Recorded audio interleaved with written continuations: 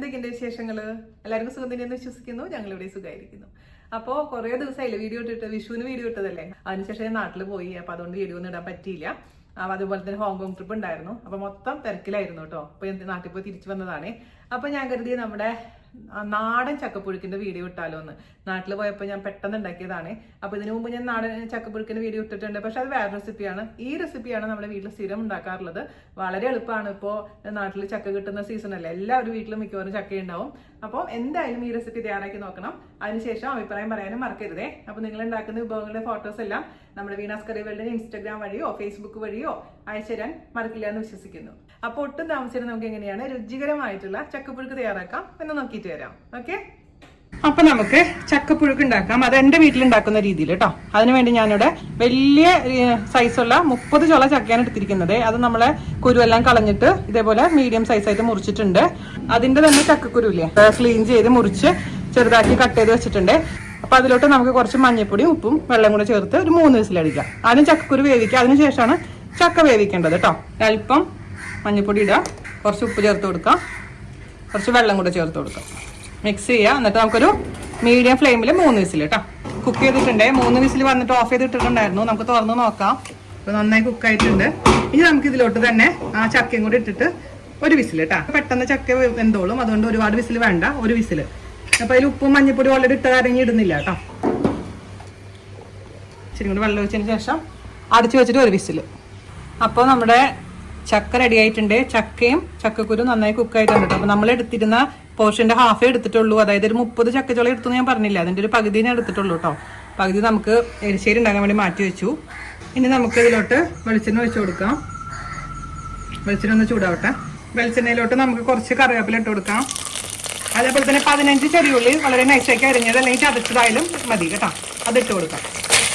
ഇപ്പൊ ചക്ക വേവിച്ചതിൽ ഉപ്പ് നോക്കി ഉപ്പ് കുറവായിരുന്നു, അതുകൊണ്ട് ഇതിലോട്ട് ഞാൻ കുറച്ച് ഉപ്പ് ഇടുന്നുണ്ട്. നന്നായിട്ട് ആസ് യൂഷ്വൽ ചെറിയ ബ്രൗൺ കളർ ആവുന്ന വരുന്നത് വഴറ്റിയെടുക്കാം. ഇപ്പോൾ നമ്മൾ ചക്കയൊക്കെ കഴിക്കുമ്പോൾ സാധാരണ ചിലർക്ക് ഗ്യാസിന്റെ ഇഷ്യൂസ് ഒക്കെ ഉണ്ടാവാറുണ്ട്. അങ്ങനെയൊക്കെ ഉള്ളവർ ഈ ചെറിയുള്ളിയുടെ കൂട്ടത്തിൽ കൂടെ ഒരു 3 അല്ലി വെളുത്തുള്ളിയും കൂടെ നൈസാക്കി അരിഞ്ഞിട്ടുള്ളൂ കേട്ടോ. ഞാനിപ്പോൾ വെളുത്തുള്ളി ഇടുന്നില്ല. ചിലവര് വെളുത്തുള്ളി ഇടാറുണ്ട്. തെക്കോട്ട് പോകുന്നവരും എല്ലാത്തിനും വെളുത്തുള്ളി ഉണ്ടാവും. അപ്പോൾ ഓരോ ഭാഗത്തും ഓരോ രീതിയിലാണല്ലോ. അപ്പൊ എന്റെ വീട്ടിലും നമ്മൾ വെളുത്തുള്ളി ഇടാറില്ല. പക്ഷെ വെളുത്തുള്ളി ഇട്ട് കഴിഞ്ഞാൽ ആ ഗ്യാസിന്റെ ഇഷ്യൂ ഒന്നും ഉണ്ടാവില്ല. അപ്പൊ വെളുത്തുള്ളി താല്പര്യമുള്ളവര് അത് ചേർക്കാം കേട്ടോ. അപ്പൊ ഇതിനു മുമ്പ് ഇട്ടുണ്ടായിരുന്ന ചക്കപ്പുഴുക്ക് വേറൊരു റെസിപ്പിയാണ്. ഇതാണ് എന്റെ വീട്ടിൽ സ്ഥിരം ഉണ്ടാക്കാറ്. പുഴുക്ക് എന്ന് പറയുമ്പോൾ എല്ലാം അങ്ങനെ കുഴഞ്ഞിരിക്കുന്നതിനാണ് പുഴുക്ക് എന്ന് പറയാം, മനസ്സിലായി? അപ്പൊ ഉള്ളി മുളകും കുത്തി കഴിച്ച് തേങ്ങ ഇട്ടിട്ട് അതും കൂടെ ഒന്ന് റോസ്റ്റ് ചെയ്തതിനു ശേഷം വേവിച്ച് വെച്ചിരിക്കുന്ന എന്തായിട്ടാണ് അതിട്ട് മിക്സ് ചെയ്യാം. അതാണ് നമ്മുടെ നാട്ടിലെ പുഴുക്ക്. ഇപ്പൊ നമ്മൾ ചേർത്തിരിക്കുന്ന ഉള്ളിയുടെ ഒക്കെ കളർ ചെറുതായിട്ട് മാറി തുടങ്ങിയിട്ടുണ്ട്. ഈ സമയത്ത് നമുക്ക് ഇതിലോട്ട് ചതച്ച മുളക് ചേർത്ത് കൊടുക്കാം. മുളക് നിങ്ങളുടെ ഇഷ്ടത്തിനനുസരിച്ച് ആഡ് ചെയ്യണം കേട്ടോ. അപ്പൊ ഞാൻ 3 ടീസ്പൂൺ ചതച്ച മുളക് ആഡ് ചെയ്യാനേ. ചതച്ച മുളക് ഇല്ലെങ്കിൽ മുളക് കൂടി ഇട്ടാലും മതി, പക്ഷെ ഇതാണ് നല്ലത്. എന്നിട്ട് നമുക്ക് ഇതിന്റെ പച്ചമണം മാറുന്നവരെ വഴറ്റിയെടുക്കാം. മുളക് മണമൊക്കെ മാറിയിട്ടുണ്ടെങ്കിൽ ഇതിലോട്ട് നമുക്ക് തേങ്ങ ചെറിയത് ചേർത്ത് കൊടുക്കാം കേട്ടോ. 2 കൈപ്പിടി തേങ്ങ ചെറിയത്. എന്നിട്ട് നന്നായിട്ട് ഒരു മൂത്ത മണം വരുന്നവരെ വഴറ്റിയെടുക്കാം കേട്ടോ. എരിവ് വേണം. നമ്മളെ ചക്കയിലേക്ക് എരിവില്ലെങ്കിൽ ടേസ്റ്റ് ഉണ്ടാവില്ല. അതേസമയം നിങ്ങളുടെ ഇഷ്ടത്തിനനുസരിച്ച് അഡ്ജസ്റ്റ് ചെയ്തോളൂ സ്പൈസ് ലെവലൊക്കെ. തേങ്ങയൊക്കെ നല്ല മൂത്ത മണം വരുന്നുണ്ട്. ഒരു 3-4 മിനിറ്റ് ഞാൻ ചെറിയ തീയിലിട്ടത് വഴറ്റി കൊടുത്തിട്ടുണ്ടായിരുന്നു. ഇനി ഇതിലോട്ട് നമ്മൾ വേവിച്ച് വെച്ചിരിക്കുന്ന ചക്കയും ചക്കക്കുരും ചേർത്ത് കൊടുക്കാം.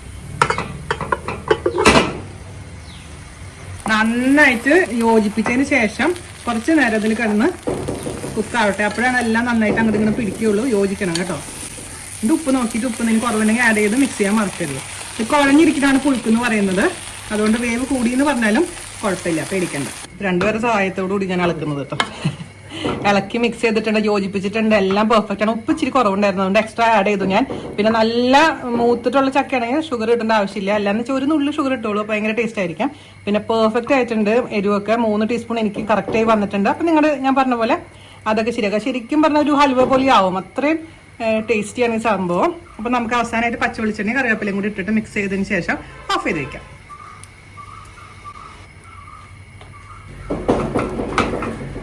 ഓക്കെ, സൂപ്പർ ആയിട്ടുള്ള നമ്മുടെ ചക്കപ്പുഴുക്ക് റെഡി ആയിട്ടുണ്ട്. ഫൈനലി ഞാൻ ഇതിന്റെ രുചി ഒന്ന് നോക്കട്ടെ കേട്ടോ. എല്ലാം പെർഫെക്റ്റ് ആയിരുന്നു കേട്ടോ. കുറെ നാൾക്ക് ശേഷമാണ് ഞാനിത് ഇത്രയും അടിപൊളിയായിട്ടുള്ള ഒരു ചക്ക പുഴുക്ക് കഴിക്കുന്നത്. അപ്പൊ എല്ലാവരും തയ്യാറാക്കി നോക്കണം. ഉണ്ടാക്കാൻ വളരെ എളുപ്പമാണ്. ഇപ്പോൾ ചക്കയുടെ കാലാണ്, അപ്പോൾ എല്ലാവർക്കും ഉണ്ടാക്കി കൊടുക്കുക. അപ്പൊ ഇതിന്റെ കൂടെ മീൻകറി ഒക്കെ കഴിക്കുന്ന ആൾക്കാരാണെങ്കിൽ മീൻകറി കൂട്ടി കഴിക്കാൻ സൂപ്പർ ആയിരിക്കും കേട്ടോ. വെറുതെ കഴിക്കാനാണ് നമുക്കൊക്കെ ഇഷ്ടം. അപ്പോൾ എന്തായാലും ട്രൈ ചെയ്തിട്ട് അഭിപ്രായം പറയാൻ മറക്കരുത്. അടുത്ത റെസിപ്പി ആയിട്ട് വരുന്നവരെ നന്ദി, നമസ്കാരം, താങ്ക് യു.